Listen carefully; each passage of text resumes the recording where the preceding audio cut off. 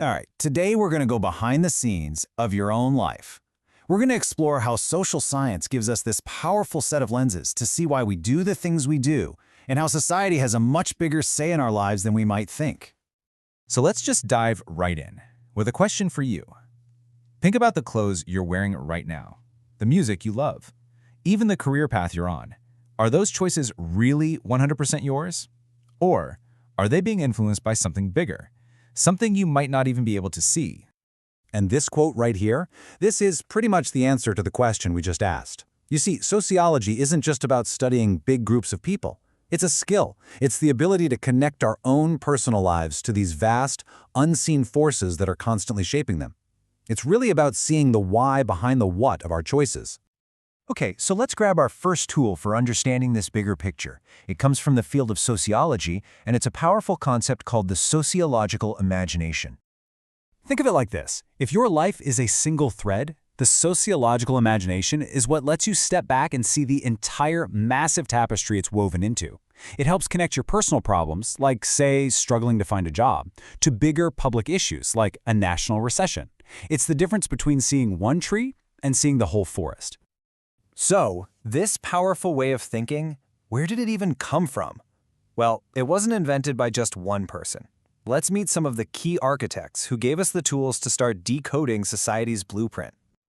You know, the whole field grew over decades, with each of these thinkers adding another crucial piece to the puzzle. It all kicked off back in the 1830s with Comte, who had this idea of creating a social physics to study society like a science. Then came pioneers like Harriet Martineau, focusing on inequality, and Karl Marx, who saw all of history as a story of class conflict. Later on, Emil Durkheim and Max Weber dug deep into what holds us together and how our actions get their meaning. Each one built on the work of the last, creating the foundation that we still use today. Now, what's really amazing about this quote is the voice it highlights. Harriet Martineau, often called the mother of sociology, was one of the very first to systematically call out social power structures, especially gender inequality, long before it was common to do so. Her work is a powerful reminder that from the very beginning, sociology has been concerned with a fundamental question: who has power and who doesn't? So, one of the biggest questions has always been, what stops society from just falling apart? Emil Durkheim had a really fascinating answer. He said that in traditional societies, people were held together by what he called mechanical solidarity. Basically, everyone was pretty similar, sharing the same values and beliefs. But modern societies? They run on organic solidarity. We're all different specialists. We're doctors and programmers and farmers, and we're held together because we depend on each other to survive. And this leads us to one of Durkheim's most important ideas, the social fact. Just think of social facts as invisible currents in a river. You might not see them, but they are absolutely guiding your path. I mean, think about why you automatically stand in a line or say bless you when someone sneezes. Those aren't really personal choices you're making every time. They're social facts, and they're pushing on you from the outside, often without you even noticing. Of course, not everyone agreed on exactly how society was put together. For Karl Marx, it was brutally simple. It all came down to money. You either owned the factories or you worked in them. That's it. But then Max Weber came along and said, whoa, hold on, it's more complicated than that. He argued that your place in the pecking order is a mix of your wealth, yeah, but also your social prestige and your political influence. It's not just what you own, but who you know and how much respect you command. Okay, let's jump to a more modern view that builds on all this. The sociologist Pierre Bourdieu argued that we all have different kinds of capital. Sure, there's economic capital, your money. But he also talked about cultural capital, things like having a fancy degree or knowing about fine art, and social capital, your network of influential friends. Just think about it. The child of a wealthy person doesn't just inherit money, they might also go to an elite school, which is cultural capital, where they meet future leaders, which is social capital.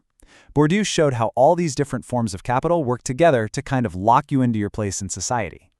So, sociology gives us this powerful microscope to look deep into one's society. But what if we want to zoom out and see the entire human family album in all its incredible diversity? For that, we need to pick up a totally different tool: anthropology. The anthropological perspective is really built on three big ideas.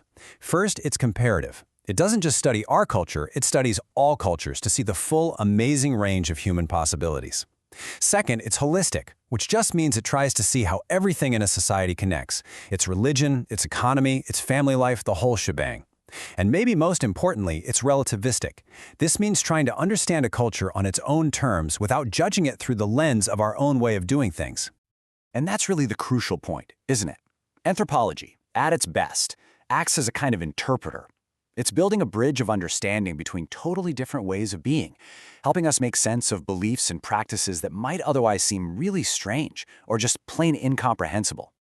But, and this is a big but, this study of human diversity has a dark and painful history. What happens when these scientific tools are used not to understand, but to judge and to dominate? Back in the 18th century, early scientists like Linnaeus tried to classify humans, but their categories weren't neutral at all. They were loaded with cultural biases that created a clear hierarchy. I mean, just look at how Europeans were described as governed by laws, while Africans were described as governed by caprice, or just whims. This wasn't science. It was prejudice dressed up in a lab coat. And these ideas had horrific real-world consequences. This so-called scientific racism was used to justify colonialism, eugenics, and all sorts of racist laws. It led to the creation of actual human zoos, where people from colonized nations were put on display like animals. It created a legacy of harm that we are still grappling with today. Just take a moment to look at this slide. This was a real exhibit in Norway in 1914. 80 people from Senegal were put on display for entertainment. This is the tragic endpoint of using science to create hierarchies instead of understanding. It serves as a stark, powerful reminder of the ethical responsibility that comes with studying humanity. So, having seen the power of these disciplines and their potential for real danger, how can we use them responsibly today? Let's combine these lenses into a modern toolkit you can use to re-examine your own world. It's really a simple two-step process. First, you use your sociological imagination to look inward. See the invisible rules, the power structures, and the inequalities right there in your own society. Then, you use the anthropological perspective to look outward. Understand other cultures on their own terms, appreciating the huge diversity of human experience without slapping your own values on top of it. One lens gives you depth, the other gives you breadth. So we'll leave you with this final thought. Now that you have these tools, look around you. What unwritten rules or social facts are guiding your behavior right now? At work, with your family, or online? Because by learning to see the structures, you take the first step toward understanding your world, and maybe, just maybe, changing it.